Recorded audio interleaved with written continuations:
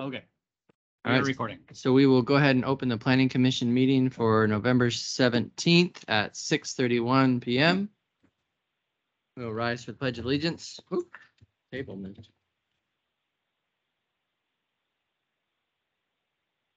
I pledge allegiance to the flag of the United States of America and to the republic for which it stands, one nation, under God, indivisible, with liberty and justice for all.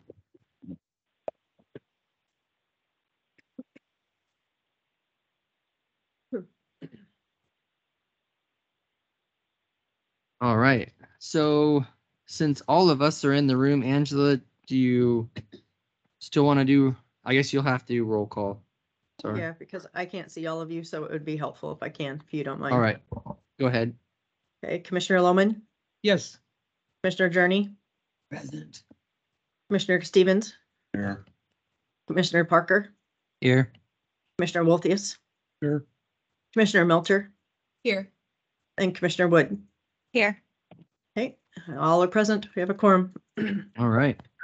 So at this time in our agenda, this is a time for public comment. If anybody wishes to state anything before the commission.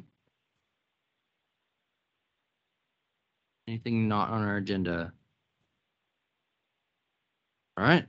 With that, we will move on to our public hearing and we will open the hearing for application CU 22-13 at 6:32.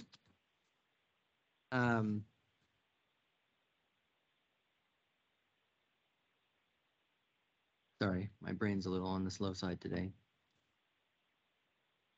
So the applicable substantive criteria are listed in the staff report. Testimony, arguments, and evidence must be directed toward the criteria described or other criteria in the plan or land use regulation, which the person believes to apply to the decision. Failure to raise an issue accompanied by the statements or evidence sufficient to afford the decision maker and parties an opportunity to respond to the issue precludes the appeal to the Land Use Board of Appeals based on that issue. Do any of our commissioners have any personal bias against this application? No. No.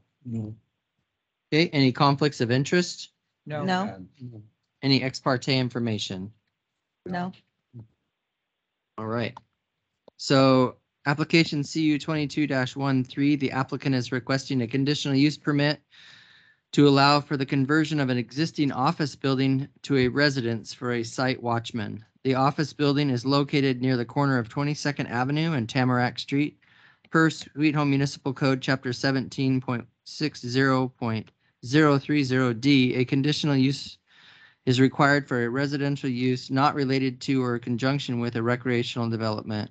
Tax lot 2200 contains approximately 6,400,358 square feet, 146.68 acres, and is in the recreational commercial zone. So with that being read in, I'll go ahead and go to Angela. Are you going to do staff report or is Blair? No, I'll do it. Okay, thank you. I just may have to pause every once in a while, just to remind the committee that this application was put in before the new code. So this is going off the previous code, all the statutes since the application was put in before October 27th. So just to keep that in mind. Okay. All right. Tax lot 2200 is in the recreation commercial zone. The applicant is applying for conditional use based on Sweet Home Municipal Code, Chapter 17.60.030D and that chapter states residential uses not related to or in conjunction with a recreation development. For this application to comply with all applicable city codes and state and federal laws, this application may require additional permits. If the application is approved, staff recommends a condition of approval that prior to the operation of the applicant shall obtain all required local, state, and federal permits. The applicant shall submit copies of all required permits and licenses to the Sweet Home Community and Economic Development Department for inclusion in the record of CU 2213. Excuse me. The applicant is requesting a conditional use permit to allow for conversion of the existing office building to a residence for a site watchman in a recreation commercial zone. In order to obtain a certificate of occupancy from the Sweet Home Building Department, the applicant shall resolve all issues listed in the comment section in section 2 by the building official, Sean Eaton. Unless you want me to, I'm not going to read those. They're all in your packet, so you can review those. Oregon DEQ has indicated that a residential use on the part of the property could be approved as long as the soil is not disturbed through residential uses such as gardening or landscaping. Staff has not identified any negative impacts to adjacent properties. To ensure compliance with standards listed in the Sweet Home Municipal Code, staff has included proposed conditions of approval that are listed in section 4 of this report. The subject property has access to city water and sewer services. Staff finds that public facilities have adequate capacity to serve the proposed use. The applicant is not proposing a home occupation. The applicant is not proposing to establish a marijuana facility. The provision of the Sweet Home Municipal Code allows the Planning Commission to impose conditions of approval. This is an opportunity for the Planning Commission to determine if conditions are needed to ensure compliance with the decision criteria as well as the best interest of the surrounding properties, the neighborhood, and the city as a whole. As specified in Sweet Home Municipal Code 17.80.050, conditions could include but are not limited to expanding setbacks, limiting hours of operation, requiring site or architectural design features, imposing additional site standards, and so forth. To ensure compliance with the standards listed in Sweet Home Municipal Code, staff has included proposed conditions of approval listed in section 4 of this report. These conditions are primarily a customized list of existing local, state, and federal standards that apply to the application. As required under this section, staff recommends that a condition of approval require the conditional use permit shall be void 1 year after the date of Planning Commission approval if the use has not been substantially established as defined under Sweet Home Municipal Code 17.80.070A within that time period. The city planner may grant one extension of up to 1 year for a conditional use permit that contained a 1 year initial duration upon written request of the applicant and prior to the expiration of the approved period. Requests other than 1 year requests made prior to the expiration of the approved period must be approved by the Planning Commission. A conditional use permit not meeting the above timeframes will be expired and a new application will be required. My apologies. If the Planning Commission approves this application, staff recommends that the conditions of approval listed below are required in order to ensure that the application is consistent with the findings in the review and design criteria in section 3 and as required by the Sweet Home Municipal Code and other provisions of law. Appeals to the Land Board Use of Appeals, LUBA, may only be based on review and design criteria contained in section 3. Recommended conditions of approval for CU 22-03. Number 1, the applicant shall comply with all building code standards before the proposed structure can be occupied. Number 2, the applicant shall only use the proposed structure for a night watch person and shall not rent it out as a residential dwelling. Number 3, residential activity shall be limited to the interior of the existing building only. That is, no garden, landscaping, children play structures, or any other common outdoor residential use. Number 4, the applicant shall remove all existing RVs from the property. Number 5, the applicant shall not use the property for open storage. Number 6, the property owner shall obtain and comply with all other applicable local, state, and federal permits and requirements. Number 7, the conditional use permit shall be void 1 year after the date of the Planning Commission approval if the use has not been substantially established and as defined under Sweet Home Municipal Code 17.80.070A within that time period. The city planner may grant one extension of up to 1 year for a conditional use permit that contained a 1 year initial duration upon written request of the applicant and prior to the expiration of the approved period. Requests other than 1 year period, 1 year request made prior to the expiration of the approved period must be approved by the Planning Commission. A conditional use permit not meeting the above timeframes will be expired and a new application will be required. Planning Commission action. In acting on a conditional use permit application, the Planning Commission will hold a public hearing at which it may either approve or deny the application. If the application is denied, the action must be based on the applicable review and design criteria. If approved, the Planning Commission may impose conditions of approval. Staff's recommended conditions are included in section 4. appeal period pursuant to ORS 227.175, the Planning Commission may establish an appeal period of not less than 12 days from the date of the written notice the Planning Commission's decision is mailed. Staff's recommendation is the Planning Commission's decision on this matter be subject to a 12-day appeal period from the date that notice of decision is mailed. Order after the Planning Commission decides. Staff recommends that the Planning Commission direct staff to prepare an order that is signed by the chairperson of the Planning Commission. The order would memorialize the decision and provide the official list of conditions, if any, that apply to the approval of the application, if the application is approved. Motion: after opening the public hearing and receiving testimony, the Planning Commissioner's options include the following. Number one, move to approve application CU 22-13, which includes adopting the findings of fact excuse me, listed in the staff report and the conditions of approval listed in section 4 of the staff report. The setting of a 12-day appeal period from the date of the mailing and decision, and hereby direct staff to prepare an order to be signed by the chair to memorialize this decision. Number two, move to deny application CU 22-13, which includes adopting the findings of fact, including the setting of a 12-day appeal period from the date of the mailing of the decision, and hereby direct staff to prepare an order to be signed by the chair to memorialize this decision. Number three, move to continue the public hearing to a date and time certain or for other. Do you have any questions for staff? Do I ask my questions now or no? Not yet, almost. Okay. Sorry about that. Does any of the commission have any questions for staff? I have a question just regarding the DEQ findings. Do we know what the dangers are in that property and the soil surrounding that they want us to avoid? Sure. This area of part of the property does have a conditional no further action order from DEQ that specifies that no additional cleanup is needed, but that is conditional and it's limited to commercial and industrial uses. And so under those restrictions, it would not be allowed for residential use by DEQ, but the communication from DEQ is, as is in your packet, basically says it would be fine for a night watchman as long as you're not doing anything digging around outside, and you want to be careful with tracking things in the soils.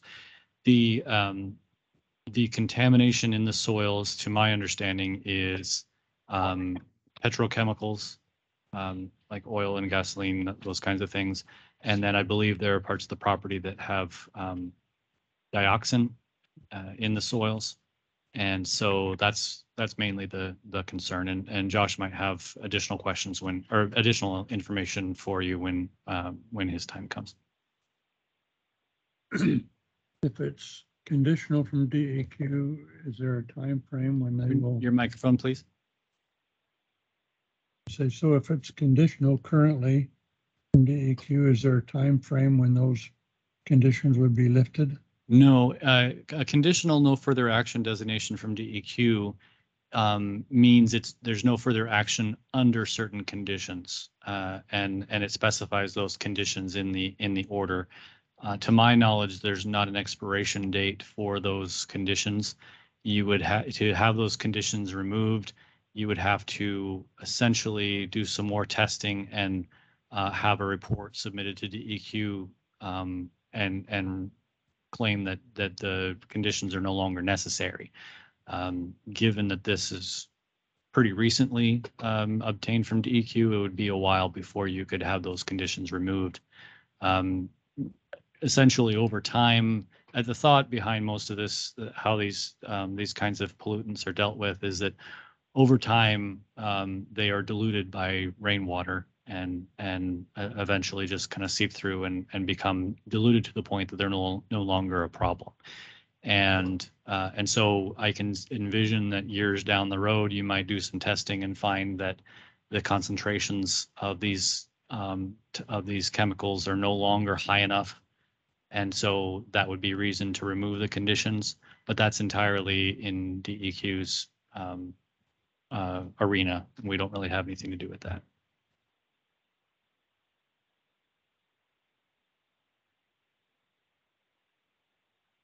Any other questions for staff?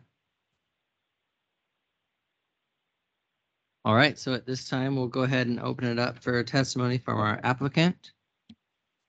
So Josh, Okay, so I can talk now? yep. Okay, I didn't see the conditions on the staff report you said refer to on page 4. Is there a place that I could see those? Oh, I can't hear you. So they should be when I told you go on the website and go for the packet, it was in the packet. And if you scroll through it, the staff report's in there and it will be on page, Okay, so the packet, which is on the. It's page 8 of the packet, but page 6 of the staff report. yeah, page 6 of the staff report. Okay, sorry, I just didn't get to see those. When you're referring to those, I wasn't sure where I'm supposed to be finding them. And those are So, those are the recommended conditions. And so based on this hearing, any number of them could be changed or additional conditions could be added. okay, so this is, you said page 8? Page 8 of the packet, page 6 of the staff report. Okay, If you're looking at the packet, there's a gray box in the bottom that specifies the page number of the packet. okay, the gray boxes, and so I should be looking for number 6 8. on that? Number 8 in the 8, gray box. okay, got it. And then, The page Where should it say said- number 4, conclusions and recommendations. okay, and then where's Sean's, is this Sean's list right here? Sean's list is actually on page 2 of the staff report. Okay, 3, So it's page 4 of the packet. page 2. Sean Eaton, okay. Okay, so mainly, just so everybody knows, the main reason I'm trying to do this is because I've had people trying to start fires down there. And the last thing I need is for a whole bunch more buildings to get burnt down and have to do the cleanup associated with all that and the total loss. So I do have a couple people that are watchmen down there I'm not very satisfied with. The fire department has called me while I had someone down supposed to be watching the property and had to put out a fire or two on the property.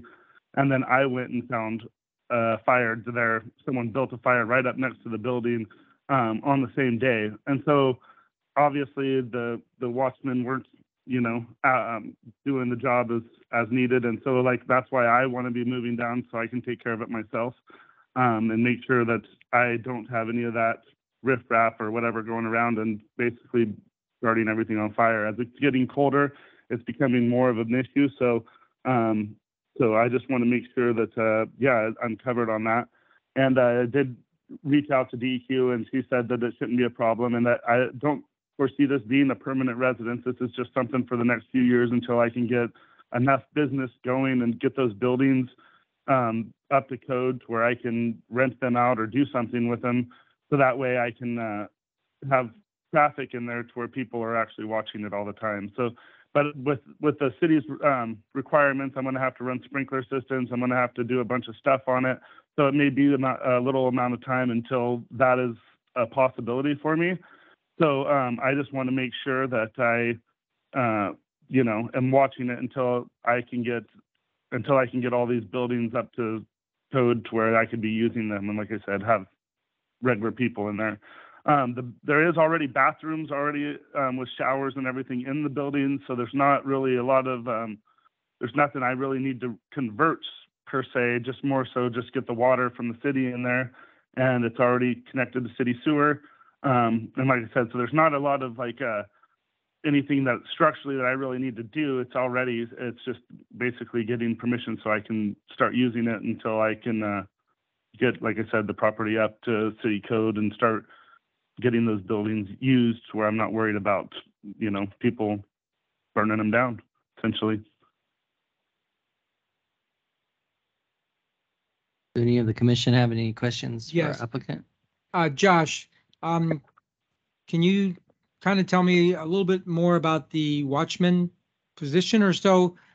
Is this going to be a 24/7? Is the person actually sleeping there? Or is he That's just what- going that's in gonna for a be certain me. amount of hours? Yeah, I'm actually planning on, I would like to move down onto the property into the office building so that I can watch it, essentially and get rid of all my other watchmen that are there, like I said, right now. So yeah, I will be there 24/7. So Josh, the plan then would be, instead of having a paid person who's paid to be awake and monitoring at night, then you would just be living there all the time. And even though you might be sleeping at night, there would be some sort of system to make sure that things were still being watched. Because to me, the difference between a night watchman and someone living there is, well, the person living there is most likely going to be sleeping at night, as opposed to a night watchman who's supposed to be awake and monitoring. So, Well, the idea is that I could get camera systems basically kind of through there once I get all of the power to all of the buildings, and get cameras and notify my phone, wake me up if there is any kind of traffic or anything. And I set up procedures to where I do basically go around the property at 12:30 and basically 3:30 or so. So just so I can keep like I said, keep traffic out of there essentially. And I really don't think it's going to be as much of a problem after we establish a little bit of a presence there. I just think since it's been empty for so long that everybody's used to just being able to stroll onto the property without nobody saying anything, so that there's, they've never been checked on. And I do think once have someone there 24/7, and I can identify I can identify any breaks in fencing or anything like that and get those all kind of sealed up while I'm there. But that once I get that established, I don't think it's going to be as much of a problem. I just think for right now, until I can get that traffic stopped, that's going to be that's the main thing I'm going for. And then once I get businesses in there, I shouldn't even have to, I shouldn't have to be there. Then I should be able to move off the property and have it maintained by whoever is renting or using that area. And hopefully, like I said, by that time, I'll have stopped any of the traffic that's basically wandering through right now. okay. Are those cameras that you were talking about setting up once you move in and have electrical on the property, et cetera? Is that a possibility, something that you could do without the conditional use, make those upgrades to have electricity there and put security cameras up? So the same kind of monitoring could happen whether or not somebody is at the property present?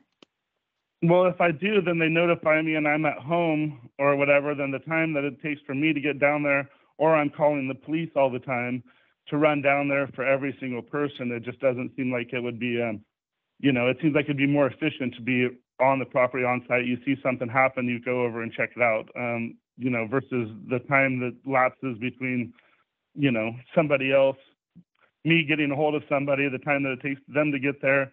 As I said before, earlier, just last month, the fire department was called because they had a fire reported over there. They went and put out a fire over there and had called me and notified me. So I had called my brothers and told them to go check around the property to see if there was anyone else around the property, since it was just lit. And when they had gotten over there, there was still another fire going by my buildings that nobody had put out or anything. So, if I hadn't sent those over there, then another shop could have potentially burned down. And it was, that was even with the fire department going and putting a fire out. They just didn't see the other one going. So, I feel like the best person that's going to have the most interest in it is going to be me. And I'm going to be making sure that it's done more so than anyone else. So that's why I'm applying for this.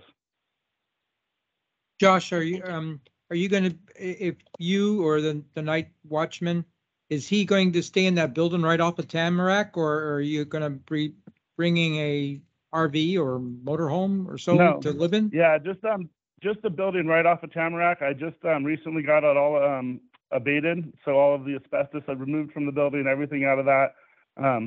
Filed that with the DEQ and everything to where that's all good. So that building would be usable and I wouldn't have to worry about none of those previous conditions that were on there. I'm just trying to get, that stay in the building. So I'm not putting a RV or anything like that, that's, I'd like to remove the RVs that are on the site already with the watchmen. And like I said, they just aren't doing the job that I need them to do. One thing I want to clarify, the building you're talking about is the building that Sean Eaton, the building official, was referring to in his comment. He has not done an inspection of that building because no permit has been applied for. And so his comment is based entirely on what typical commercial buildings are like. And so it could be that building requires very little to convert over and get a certificate of occupancy. It could be that there's a significant amount of work that would be needed to get a certificate of occupancy. But regardless of what happens, if the commission approves a residential use on the property, a certificate of occupancy by the building official will still be necessary regardless of who lives in the building. It's a change of use because it used to be an industrial building. Moving to a residential does have a change in the code, and so his inspection would be necessary before any residential activity could happen there. So Josh, it looks like Sean is recommending a couple different things, and I just kind of want to get you to weigh in on them. You know, he's recommending kind of some as-built drawings of that building itself to kind of verify that all the structural members are sized correctly and up to code, and just some simple things I think that will benefit both you and the city. I mean, is that something that seems amenable to you to get those generated? Yeah, I mean, that, like I said, all of the bathroom, there's 2 bathrooms there with showers and stuff in it. And so like, you know, I don't imagine, I mean, there must have been someone living there at some time or something, you know, because it's not like it's just an office building with no shower. So it must have at some point, at some time been used as a residence, as all I can imagine. So I really don't care if he wants to come in and check stuff. Now, if they want to start saying like I have to throw a $40,000 sprinkler system in there or something, well, then that's a little different story, you know. But I mean, right now the building is in solid thing, and I don't mind if they want to come in and check it out or do whatever to verify that. I would, you know, like everybody to be cool, but I just hope it doesn't fall into like I don't know, something that's going to require $100,000 to be able to do, you know, which, no offense or nothing with the city, but that is something that does happen. Yeah, I think more of it, if I'm reading it correctly, is to generate a set of drawings or plans that kind of details what the building is built out of, how it's constructed, where everything's located. I think it's more along that lines. Yeah, and that's fine. I'm totally absolutely. I would have no problem doing any of that for him. I mean, like I said, then he can come through and inspect it or check it out or do whatever. Okay. Josh, sorry, David, just so we understand, it's not something that he can do. It's something that has to be done. This will be something that you have to go through the building, get a building permit for, and do the, and get a certificate of occupancy. So I just want everybody, you included, Josh, to understand that it's not something that just we want to do. It's something that has to be done for the certificate for anybody to live in that building. So I just want to make sure everybody's clear on that. I don't know what they're going to find in the inspection. Yeah. So. Okay. Josh, probably the reason why there's probably showers there, probably since it was an old mill, they probably had showers for employees they happen to get, you know, really dirty or dusty or something. They probably got to use the facilities. But is that building, has it been inspected by an electrician to make sure all the wiring and stuff is adequate, that it won't start a fire or anything? Yeah, I've already had Norms Electric come through, and they already went through. The county had permits to put the electrical in it. The electrical's all everywhere done.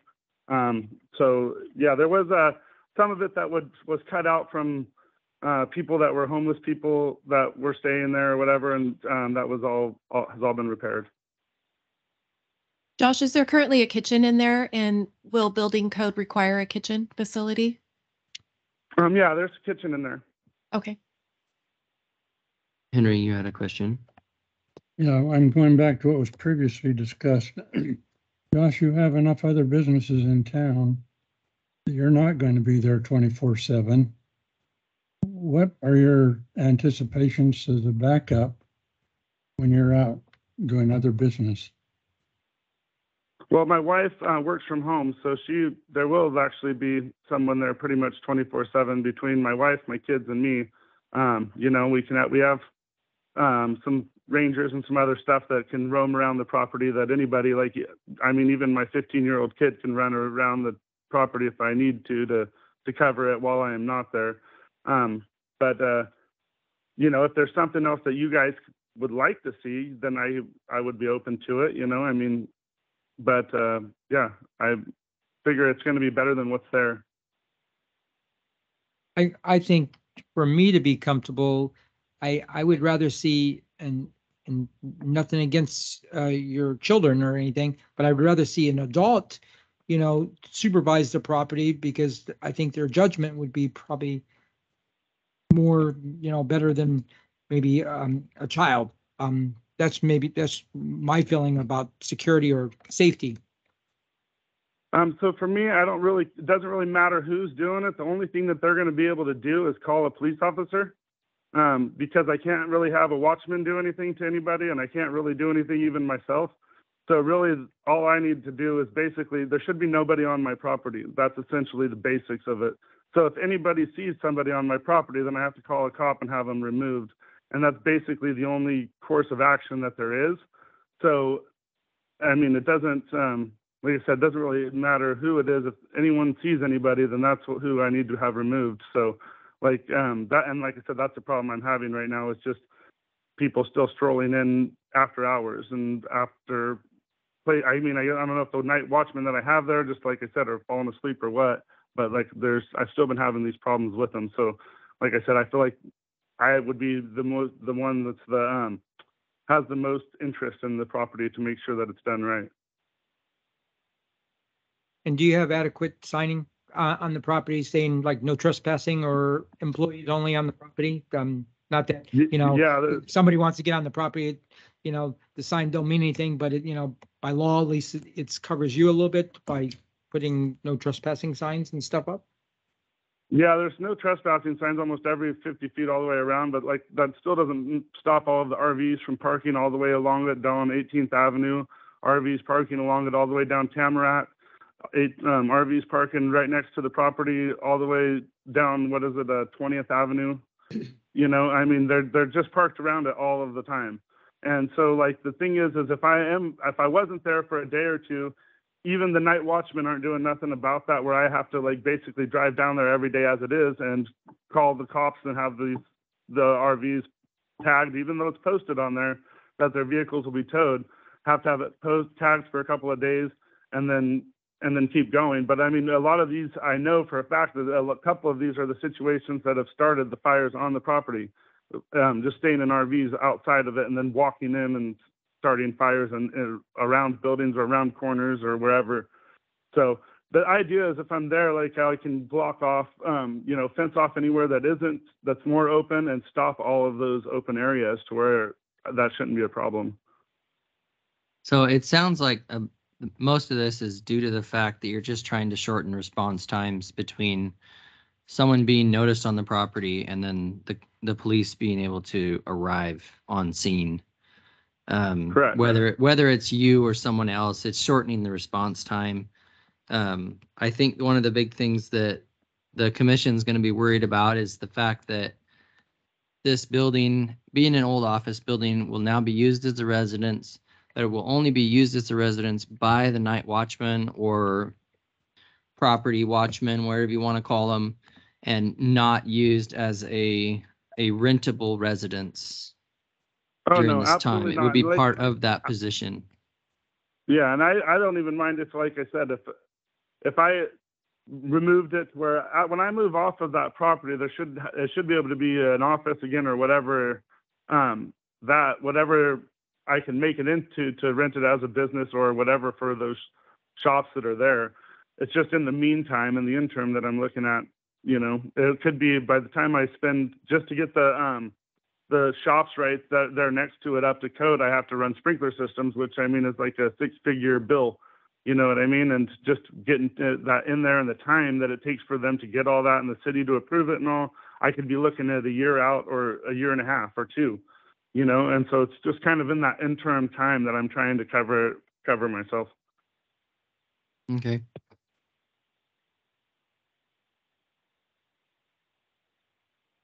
Do any of our commissioners have any further questions for our applicant? No? All right. Thank you so much for joining us remotely. Josh, if you would just hang out for a little bit. All right, thank you. I Um, appreciate it. Yep. So at this time, we would invite anybody with any proponent testimony, those wishing to speak in favor of the application. I don't believe we have anybody online joining us, nor do we have anybody in the room. Opponent testimony, those wishing to speak against the application. And neutral testimony, those wishing to speak and be heard, not in favor or against. All right, so at this time, we're going to go ahead and close the public hearing at 7:06 for discussion amongst the commission.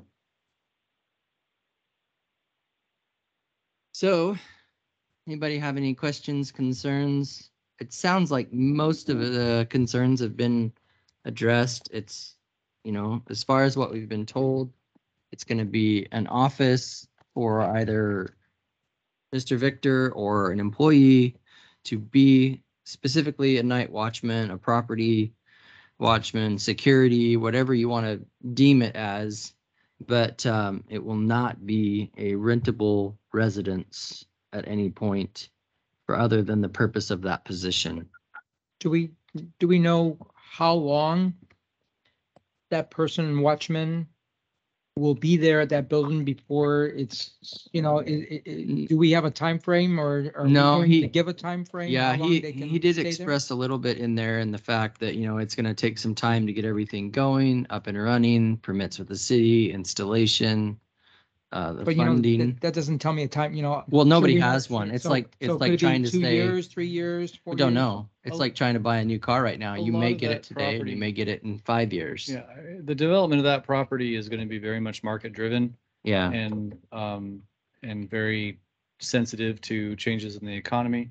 So I think it'd be, I mean, certainly we could talk about timeframes, but the chances of us actually hitting on something realistic is pretty slim. Trying in my to opinion. saddle him with something that's, you know, nailed to 3 years or 5 years. I think for me, with market being the way it is and prices and material availability, I think 5 would be tight as far as a timeline.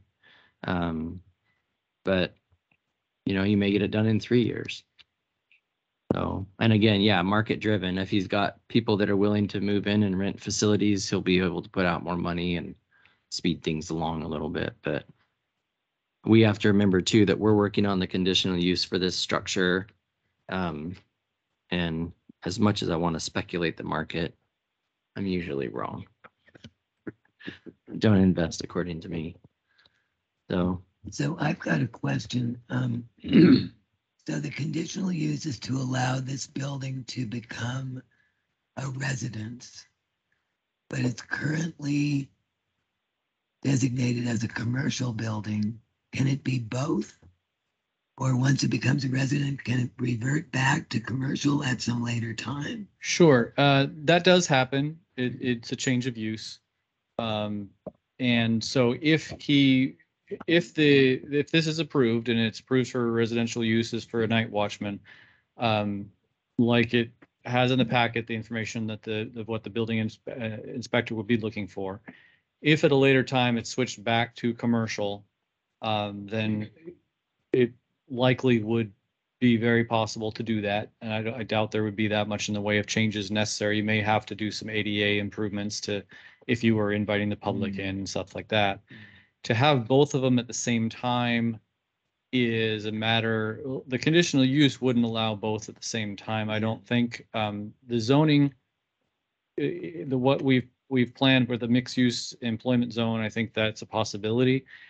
But building code wise, mixing commercial and residential tends to be rather expensive, especially for existing buildings, because the state building code does require firewall separation, and it has to have sprinklers installed if you have a combination of commercial and residential in the same building.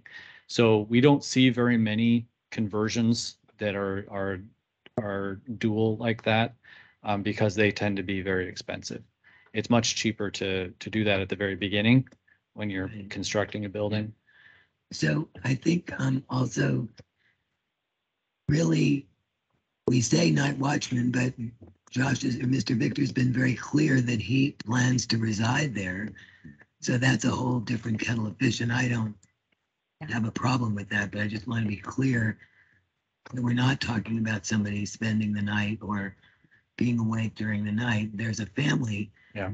that's residing there. And just in that regard,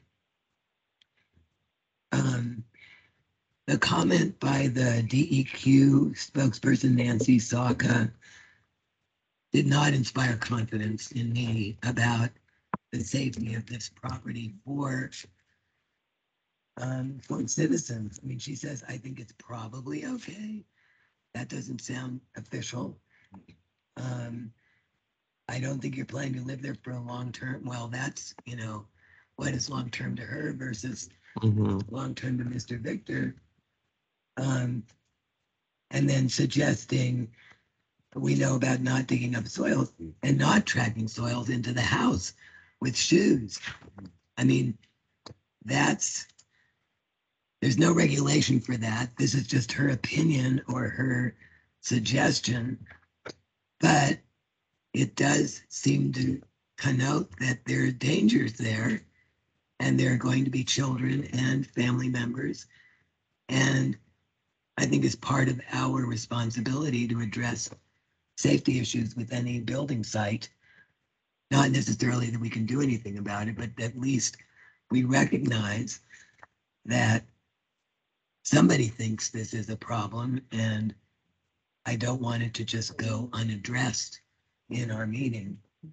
So the way a lot of the areas that have been cleaned up on the property and the conditions that DEQ has put on it, a lot of the way that's handled is through the certain areas being capped.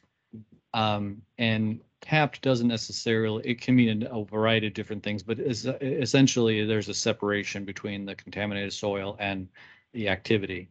And so capping can be just asphalt, it can be concrete, it can be gravel that's sufficiently thick.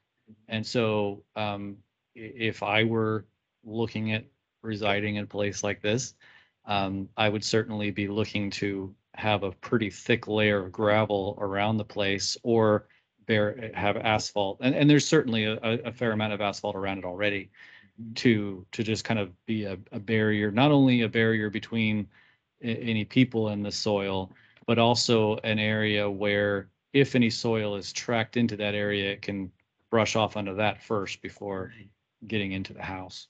Right. But like I say, there's no requirement for any of this. It's just somebody's opinion, which raises a red flag for me. I mean, she's a DEQ person.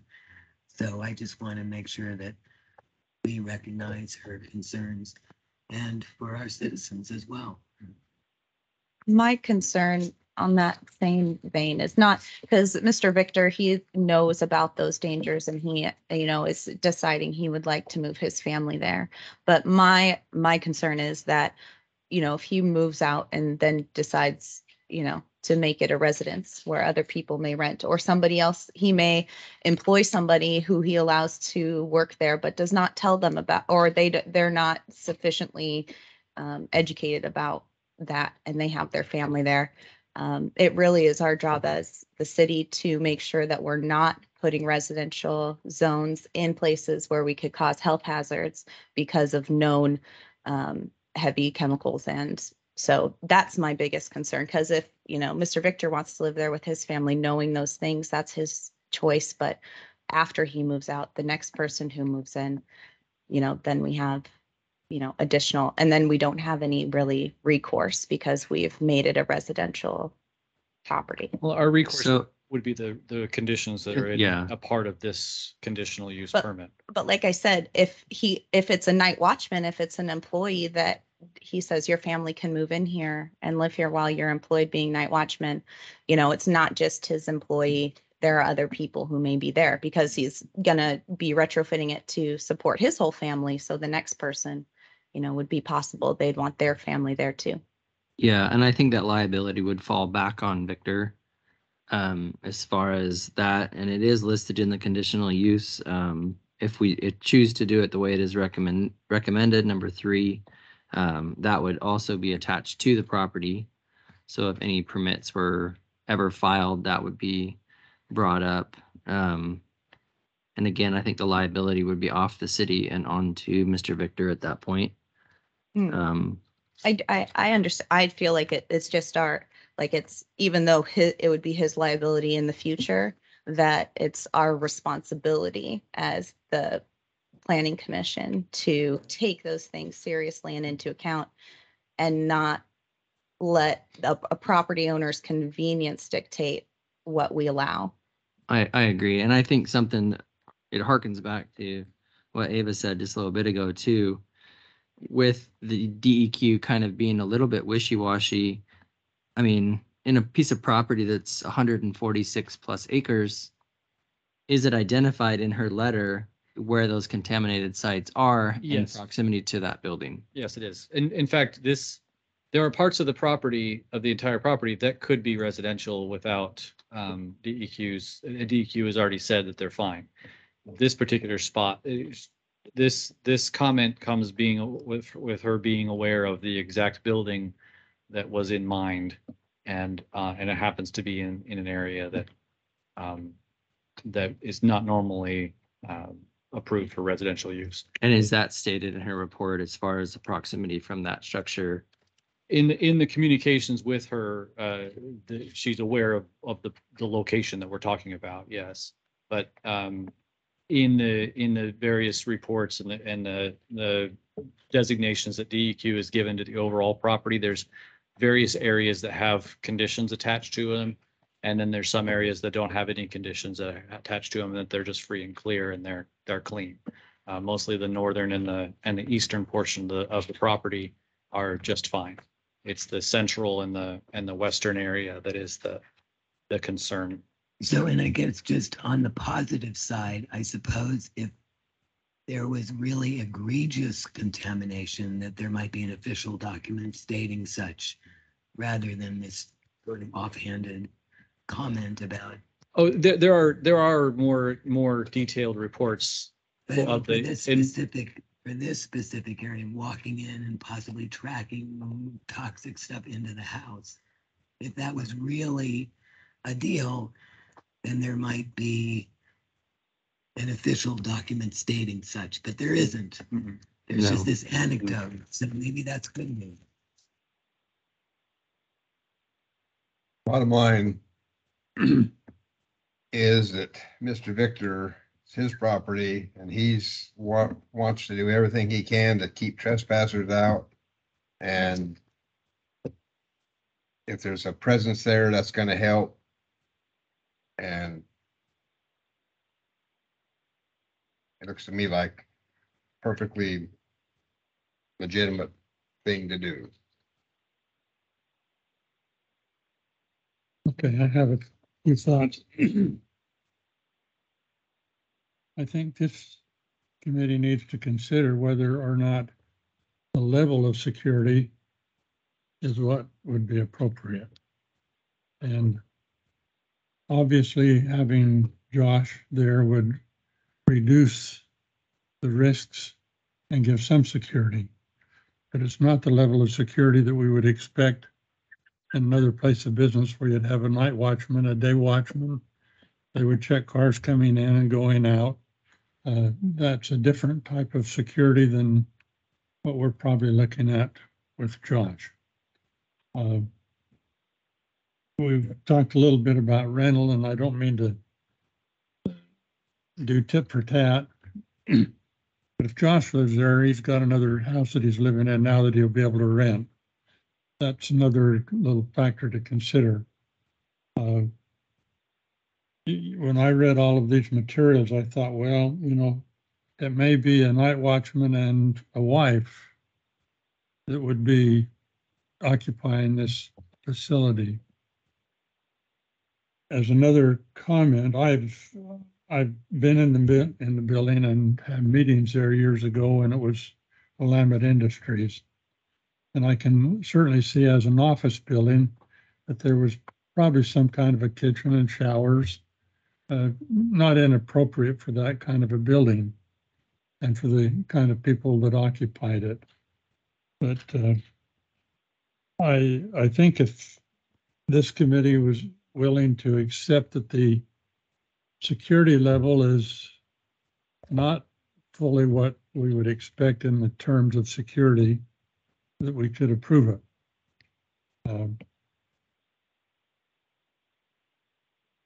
If not, we need to make that decision.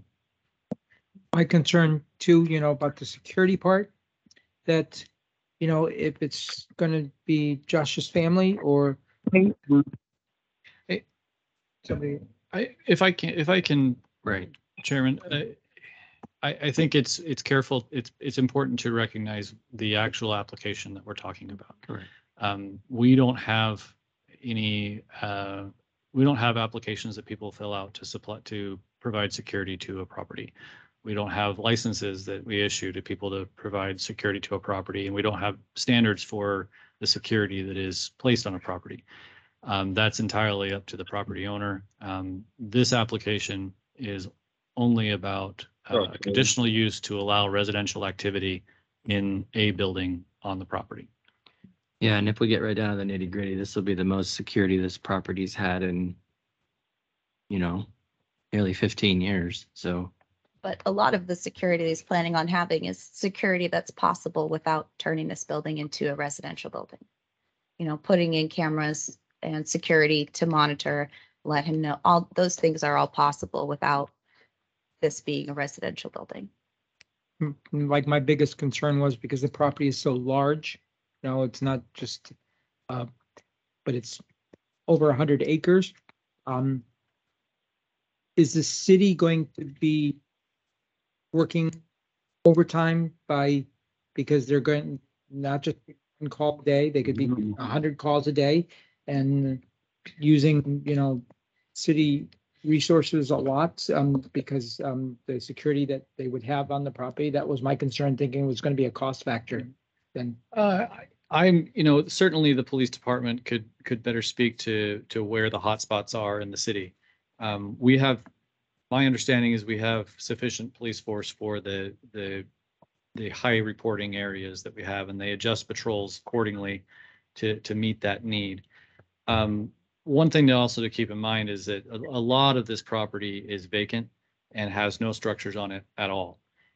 The concern with fires has to do with the remaining structures on the property, and those are much easier to keep an eye on and patrol. It's the vacant parts of the property that are on the east side and on the north side.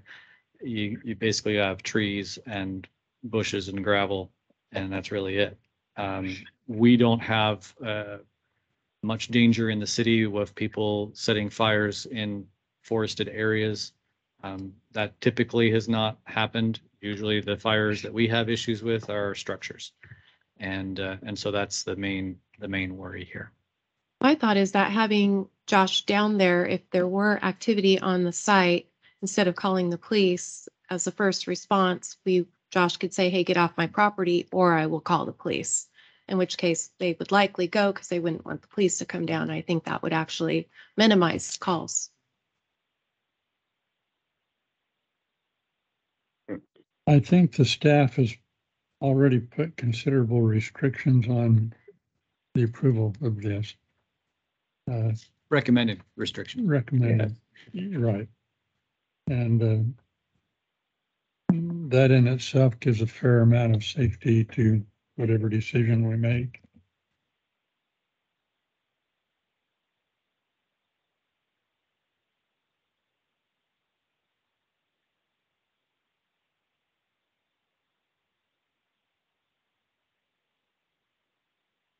any further discussion amongst the commission? If not, I would look for a motion.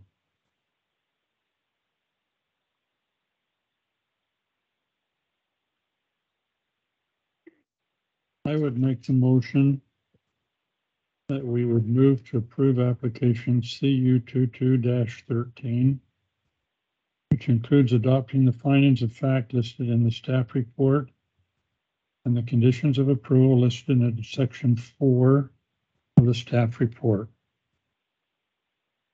Setting a 12-day appeal period from the date of the mailing of the decision and hereby direct the staff to prepare an order to be signed by the chair to memorialize this decision.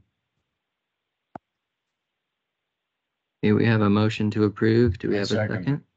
Second? Okay, Hold on one Angela, second. Who was Yes. the second? Right. Greg. Right, okay. Okay, and if you don't mind, let's do a roll call vote since I'm not there. That is acceptable. Thank you. Uh-huh. Commissioner Loman, Yes. Commissioner Journey, Yes, Commissioner Stevens, Yes. Commissioner Parker, Yes. Commissioner Wolfius, Yes, Commissioner Melcher, Yes. Commissioner Wood. No. Okay, 6 yeas, 1 nay, motion passes. All right. Great. Thank you very much, Mr. Victor. Thank you, guys. I And I would appreciate just you like- guys. Thank you so much. Yep. Yeah. And I would just like to go on the record saying thank you to Commissioner Woods for voting your mind. Yep. Thank you. It's important. So, all right. So moving on to our staff updates and planning projects. I guess go ahead, Blair. If you want to go ahead first, Angela. We have a lot of partitions and property line adjustments going on right now. I think I have 8 applications currently. There will be one more conditional use that will come in front of you guys December 1st. And then we probably won't have another meeting until January. So we are very busy in the planning department. Obviously, you got your new code binders. We will be doing a few amendments, some minor things that we found as we've been printing them out. Some of it's just grammar, punctuation, numbers were turned, different things like that. So we will probably be putting forth an amendment at some point just to correct those all at one time. Other than that, we are staying pretty busy, winter or not. That's impressive. what's happening with the food carts? I've had, we're working on that, that will come into play at, hopefully sooner rather than later. I had to get all the applications done to match this code first with getting approval of fees, and so that took a priority. So we will be seeing that. We actually have another food cart coming. We have Chick-fil-A, that got approved to come. There's only one cart though. Chick-fil-A? A food cart, Well, Chick-fil-A still, food cart. still, Oh, similar to Albany They and have a their limited Wednesday menu. thing. but Yeah. the chicken, that's the whole deal. Yes. Yeah, so it'll be a limited thing. So right now we're still going, one cart on one piece of property. It's very minor, the requirements. So once we start doing, hopefully we will get the Hosted code by a church. after the first of the year. The team has kind of gone through it. We went through Albany and Lebanon's, and Albany's was written actually by their code enforcement officer. So we went through both of them really well and kind of combined them. So you should be seeing that hopefully by January. There's just a lot I've got to get finished up, like our current code, the one we just adopted. I meet with the people that are going to upload it for us here next week, just to make sure we have everything in there so we can get it launched onto the website. So we're still working on the code, the new code, before I can go do any amendments to it. So Yeah, I was just asking about the food carts because it's going to be spring before we know it, and food carts are going to be wanting to come in and be good to be ready for that. yep, it's actually, I have it all typed up. We're just going through the nuts and bolts of it, and then hopefully we'll get a version of it to you guys here after the first of the year. Thank you for all your work on that. One request we got today is actually going to come before you probably in January, I think is when it will eventually get to you. We've had a request for a street vacation, which the vacation of a street. Elimination of a street. And it's not a land use, decision, but our code specifies that the council refers it to the planning commission to examine first. And then the planning commission makes a recommendation to the city council. And then the council, and then the council will, if they agree, if they want to vacate that area, they pass an ordinance vacating the particular right of way. In this case, I think it has a lot of merit to it because the slope of the land in the area in question and makes it so that it would be extremely expensive to actually utilize the right of way and construct a street there. So that'll be something interesting because I don't think we've had an application for street vacation in quite a while. Those don't happen very often. And I don't think we actually have an application form for it. It's mainly just we put together some documents for you to look at. And Do you have to go back to the history of that parcel or that no, property, or is it split down the middle and it's half goes to one property owner, half goes to the other? the way rights of way, a right of way is assumed to be something that property owners have given up and made available to the public. And so when you vacate a right of way, typically, and I don't know if it's required by law, but typically you just divide the right of way down the middle and half goes to each side of the property. And so that's likely what would happen here. Wasn't there a situation like that on some little bit of property near A&W a little while back? If I remember right. I don't recall in that area. I don't think so. I don't know. Not if that I I'm remember aware of. right, but- Could be that it was before my time though. So that's at least something interesting to look forward to. Other than that, I think on the December 1st meeting, there will be a presentation for the housing needs analysis, Angela. I think that's the last one, is it not? Yes, I think so. I do have it on the agenda, even though it's not posted yet, but yes, I have that. We'll probably do the conditional use first because it should be fairly quickly, and then we'll have them go in their presentation unless we want to do it opposite, but yeah. And then we're still just barely getting started with transportation system plan update, and not much to report on that, but you'll be involved probably sooner than later. Is there a consultant on board for that? Yep. What is the update on the sidewalk out off 49th from council? We on 49th? Off of No. 49th? Or The are you talking 49th about are you talking about the pedestrian crossings Mountain across? Spur or the street? Yeah. Yeah. Are you talking in were front of requiring the- sidewalk on both sides? The memory care by the Yeah, memory care. behind Oh, the you mean, Melissa. okay. Mountain Fir. That It's was Mountain Fir. yeah. Mountain Fir. Mountain Fir, yeah. That was approved by the council to accept the street dedication, and With the sidewalk?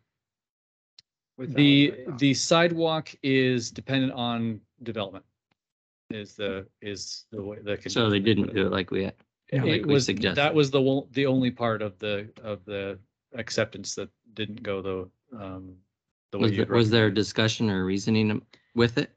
Or did they just choose to? No, say there was actually quite a bit of discussion on it, and it ended up taking more than one meeting to get it approved. They at first, no one on the council made any motion at all, and then we brought it back with some additional information, and that's when they approved it at that point. So I think there was concern. There's concern about, what will it cost the city in the future? What maintenance this is necessary for this street, and that was most of the concern. But the thought was that with the whole reason for doing the street vacation is so that 27 acres can be developed. That's to the east, and so the thought is, well, when you develop that would be the appropriate time to put in the sidewalk connection. That's too bad. So we voted, we would like to have a sidewalk on the south side. And staff recommended that not happen. And then, so essentially we got thrown under the bus. Is that a true story? I wouldn't say that you were thrown under the bus. Keep in mind, this was not a land use decision. This is the city council as the governing body of the city deciding whether or not to take on a piece of property. And so you can review the documents that were presented to them. They're in the packets that are on the website. Our recommendation to you was that sidewalk be a condition of development in the future.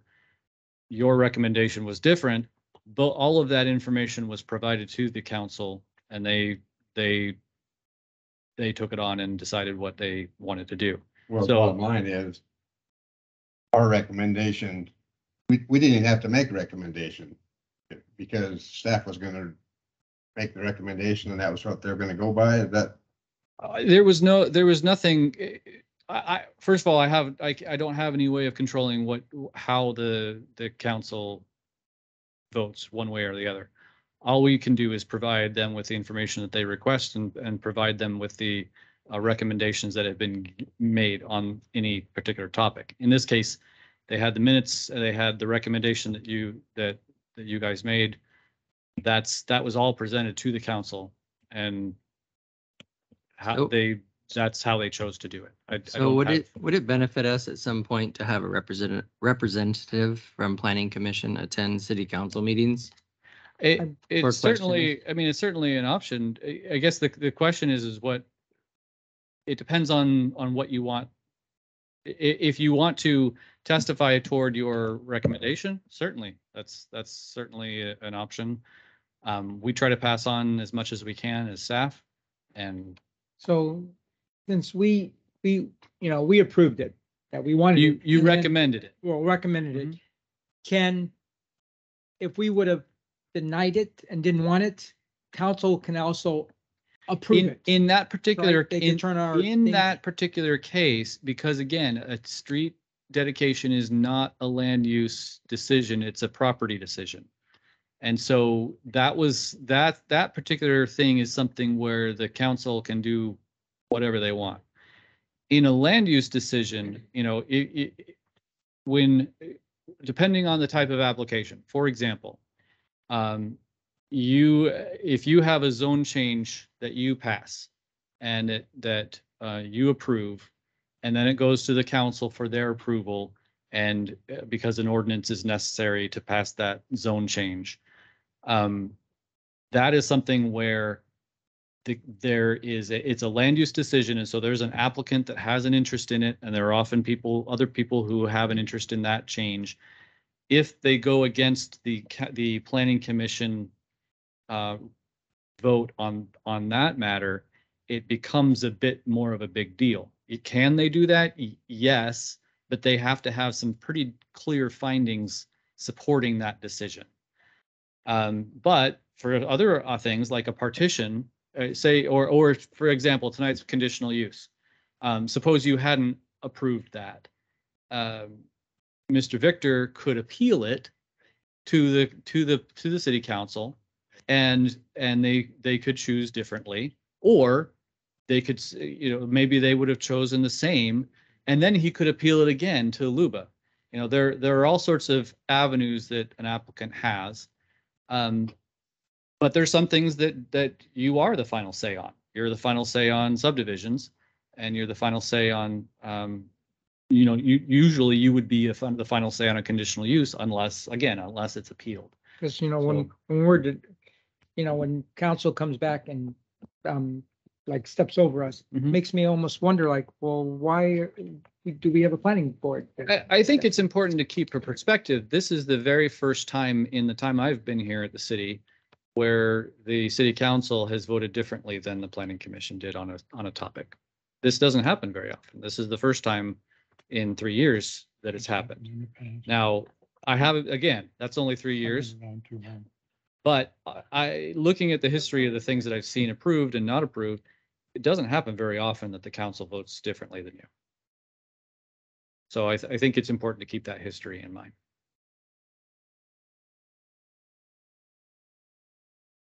I just wonder how the city council would have voted had the staff not recommended different than what we voted on.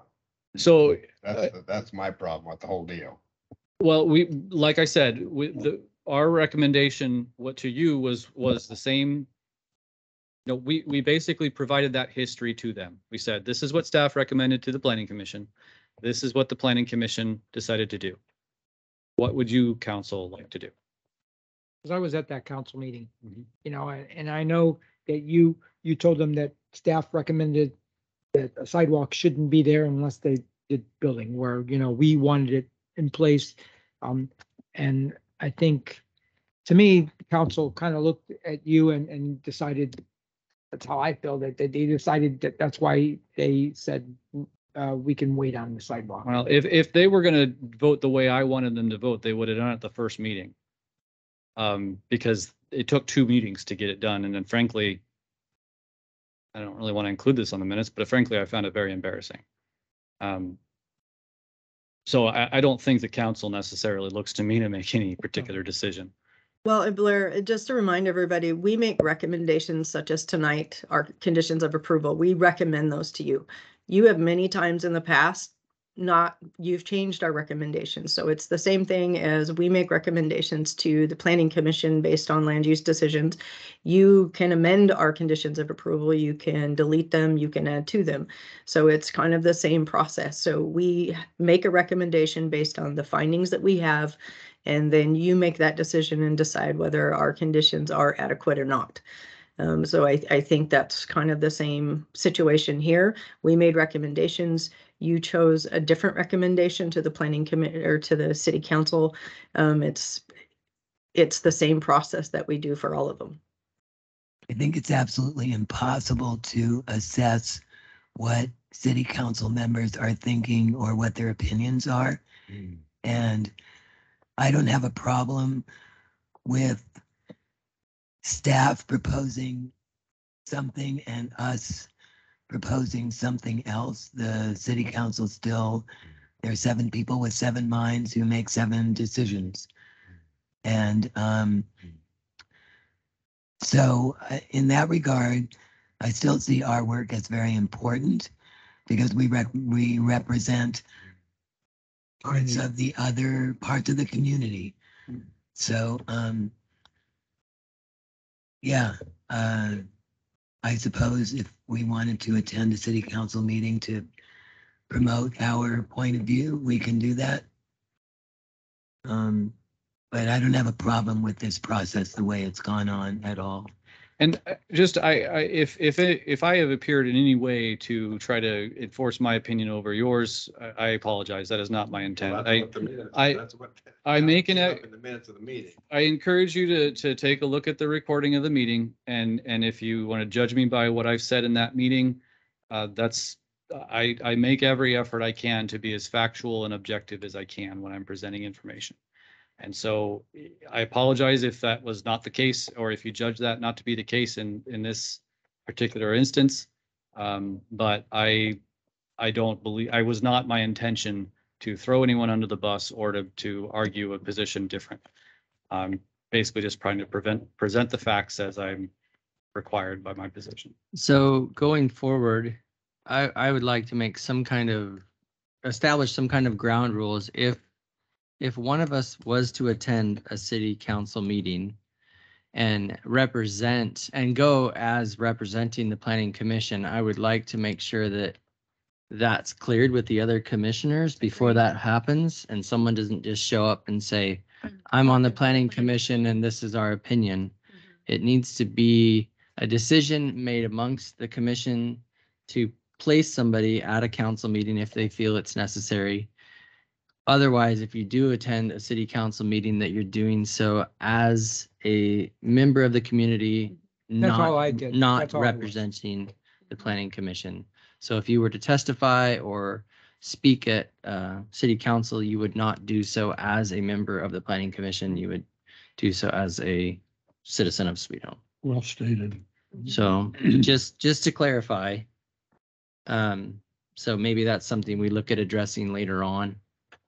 If we choose that something comes across our desks here that we feel is important enough to warrant appointing someone to go to council in cases such as this. So we just eliminate things. So it's not a he said, she said kind of argument. Mhm.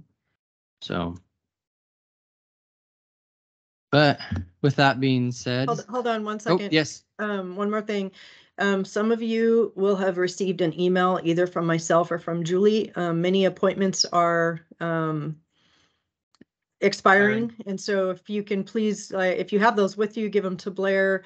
And if not, email them to me by Monday. That would be helpful, and I can get those over to Julie. Okay. I'll drop this off tomorrow. I'll finish it tonight because I'll forget by tomorrow. I appreciate it. Thank you. All right, so with that being said, if nobody has anything further, we'll go ahead and close the planning commission for November 17th at 7:45. Thank you all for coming. Thanks, Angela. Yes, thank you, guys. Sorry I'm not there. Grandma. Thanks for staying home and not getting us sick. You wouldn't want me there anyway. Last time you saw me. You weren't, now you're a grandma.